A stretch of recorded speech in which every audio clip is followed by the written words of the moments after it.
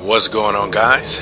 This is Martyrs Brigade 99 coming to you once again with another session of Dark Souls PvP. Alright, guys, this will be a two-part Rumble in the Jungle series that I like to call the Awhsumsauce. Now, I know you guys are probably thinking to yourself, what in the world is going on with the fat boy and the Firesurges? Well, guys, actually, this is not even a joke. Right. I know it looks like a joke. I know, some of you guys may be saying, what in the world is going on? Come on, dude, you kind of got to get off it with, Fat Boy Slim with the, with the Firesurge. But, actually, this may look kind of funny right now as you're watching it, but I can almost guarantee you, right, that later on you guys will be well pleased. Now, first and foremost, I'd like to give a shout out to good old Awhsumsauce. I've heard of him. I know he's one of those high-speed PvPers. He's also one of my friends and a subscriber to the channel. So, he kind of messaged me about a build not too long ago. Probably about a couple weeks back, maybe a little less than that. So once I noticed that we were both online, I kind of shot him a message. I'm like, hey dude, by the way, you want to go ahead and have some matches? So he said sure, right? So here we go. Now if you guys notice, he will be attempting some of those dead angle attacks. And to the extent that you guys are somewhat new to PvP, you may not always be able to spot a dead angle attack attempt when you see it. But more than likely, if you pay close attention, right, when you're faced against someone, right, you can always tell if they're locked on because they're basically facing you head on. All of their swings are always facing you directly. One of those players that kind of tried to attempt dead angle attacks, in a lot of ways, they kind of play unlocked, and when they swing, they're not necessarily facing you what I would say squared off, right? They may be swinging to a degree at a 45-degree direction, may it be to your left or right side. Maybe they're kind of, facing you, but as with the Lucerne, they kind of unlock and swing backwards, and for some reason, that a Lucerne is able to hit even though their back is faced to you. Right, I've had that happen. Not only have I had that happen, but I've been able to do it to other players. Right, so whenever you see guys kind of swinging what appears to be someone wildly, just keep in mind that in a lot of these cases they're trying to hit you with dead angle attacks. Now, some players are under the impression that dead angle attacks cannot be parried, which is totally wrong. Right. Now, is it more difficult to parry dead angle attacks? Of course it is, right? But is it impossible? No, it is not. The thing with dead angle attacks is, although the attacker may be unlocked and kind of swinging to your left and right, somewhat at 45-degree angles, maybe in some cases at 90-degree angles. Especially when you have some of those weapons with that wide arc, kind of like the Murakumo. Some people pronounce it Murakumo, but you guys kind of get the gist of what I'm talking about.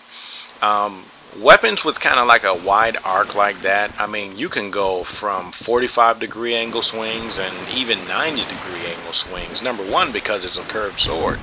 Number two, because it has a pretty long reach.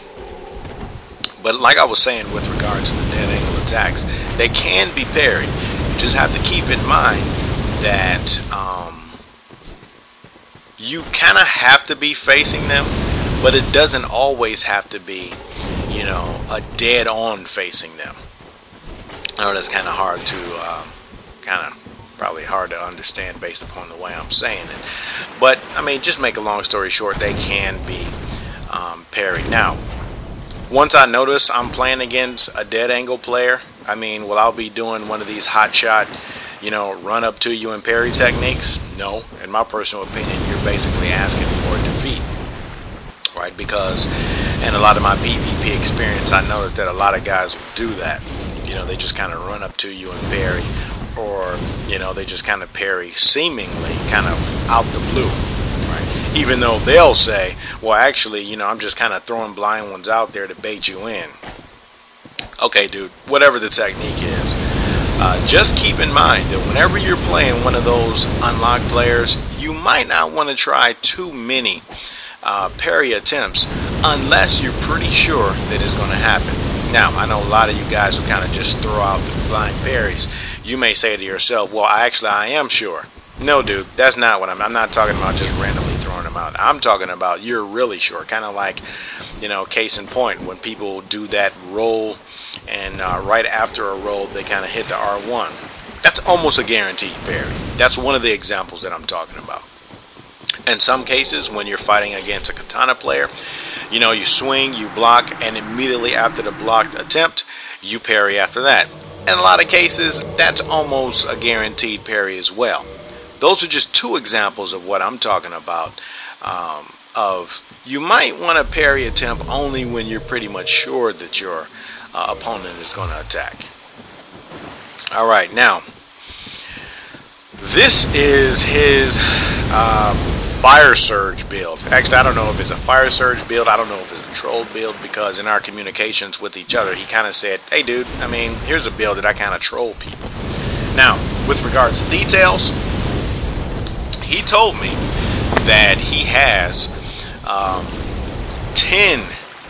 a total of 10 Firesurges with this build, for which I think would provide a total of 1,000 Firesurges. If I'm not mistaken, each Firesurge will allow you to have 100 worth of castings.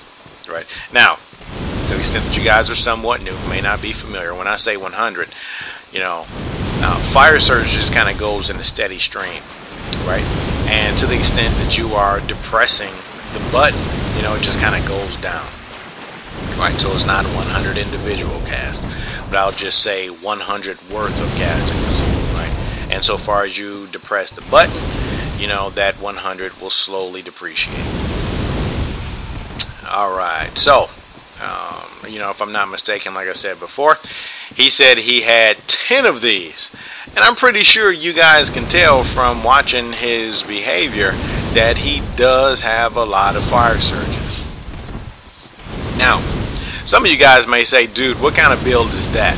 Actually, it's pretty good. Now, I don't really know if he's doing it, right? But I created a build in the past that used the bellowing crest ring, in addition to, you know, the fairy ears, in addition to, you know, some of the pyromancies. Now, you may think in your mind that the Firesurge doesn't really do anything, but it really does. Number one, is good at kind of keeping people away from you, right? Because even though it doesn't inflict what I would consider to be significant damage, in some cases it can, right? Especially if you're dealing with guys that have kind of poison allure in. Now, if you're dealing with a tank, I don't know if you just kind of want to stand there and spray someone.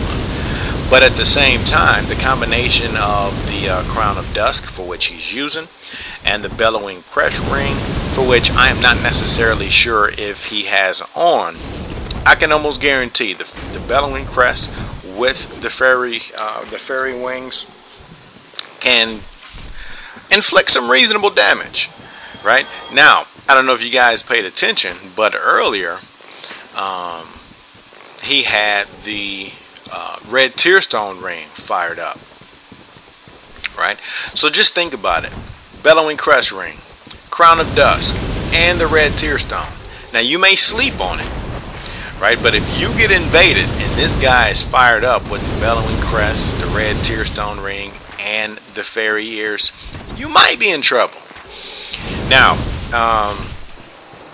keep in mind, with some of you guys are kind of looking for some awesome PvP, right? And I want you guys to start getting bored and saying, come on, dude, is this going to be a full 2-part series of fire surges? I mean, that's kind of boring. No, I mean, I just kind of included the first part of these few videos, you know, just for the purposes of discussion and just for you guys can kind of see for yourself the potential of the fire surge, right? But will this be a full 2-part series dedicated to that? Not at all. I know some of you guys kind of want to see a little more exciting PvP. Now, this is not to say that, you know, what's been shown so far has not been exciting. I'm just saying for some of you guys that like to see some of that high speed, you know, kill and go type of action. It's coming. Just give it a little time. Now, he's deciding to use the good old power within, right? And, you know, as far as what I have heard, and actually I've never really used power within. I mean, maybe with a little PvE, you know, when I first started the game, but for the most part, I never used power within. Now, I notice a lot of guys using power within. I mean, I know one of those Twitch bros, Yuka's Legion, he's kind of like a forest hunter, and that's like his bread and butter, right? He has a faith build, and he usually fires up the power within, and it actually has a potential to inflict a lot of damage. The reason why I never,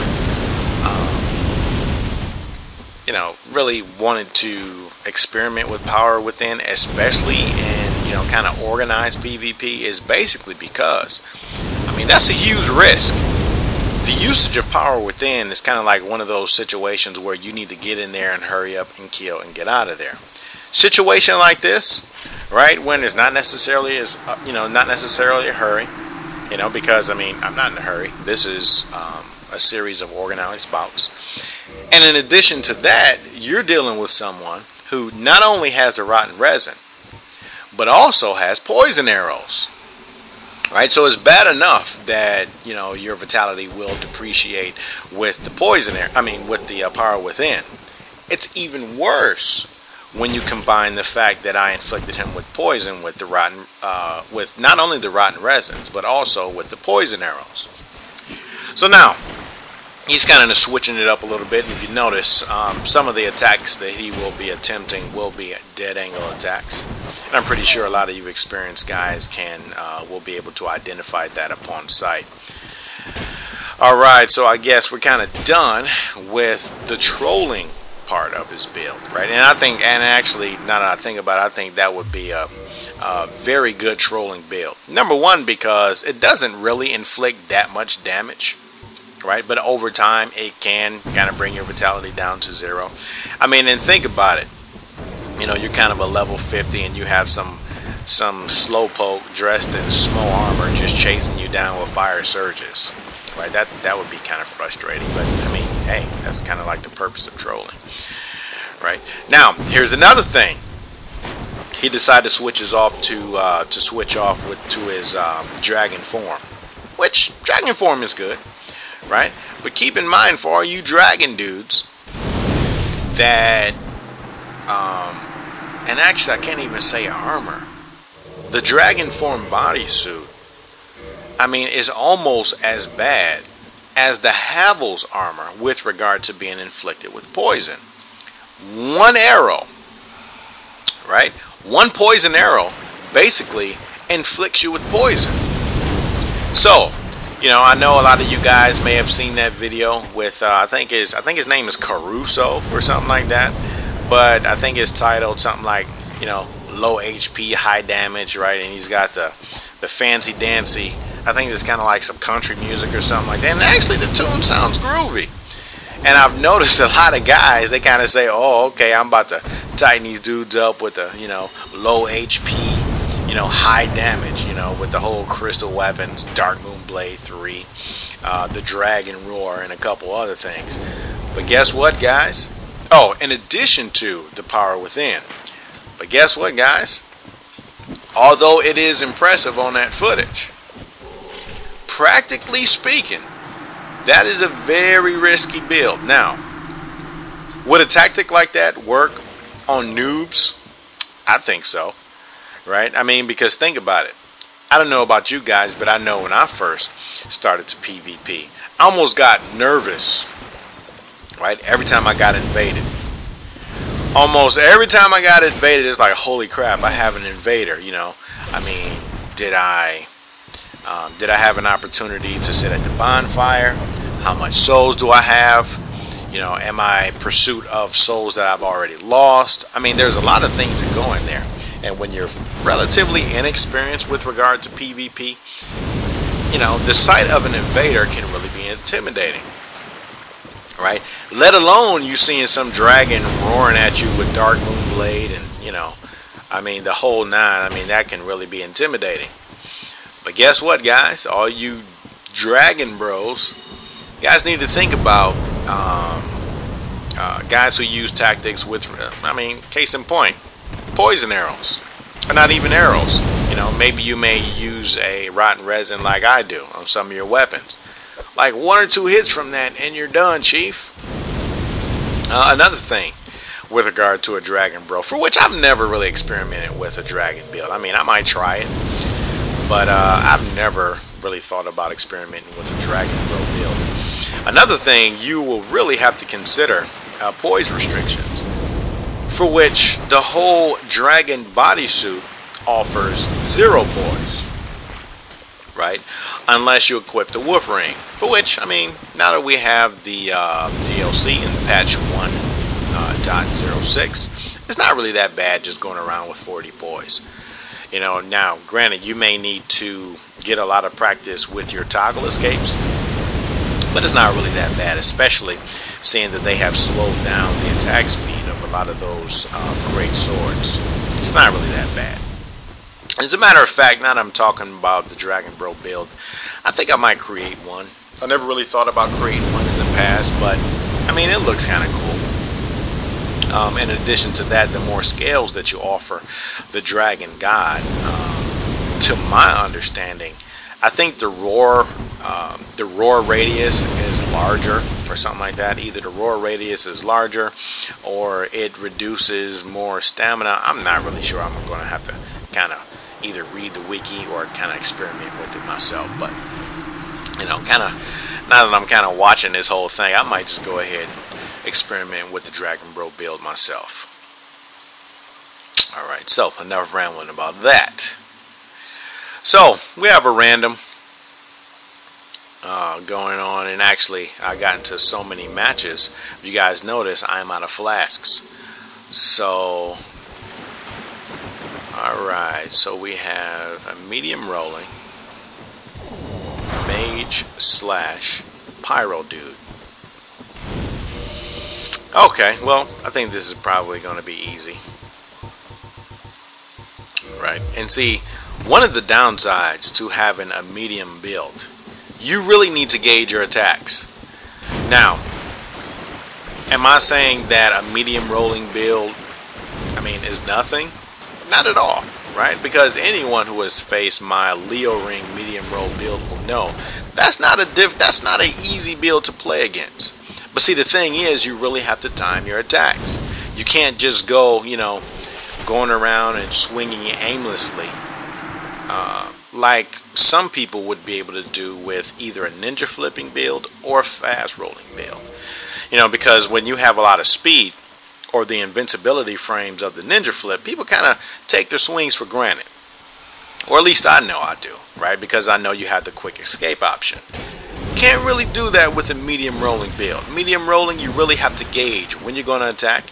You have to almost attack only when you think you're going to connect, right?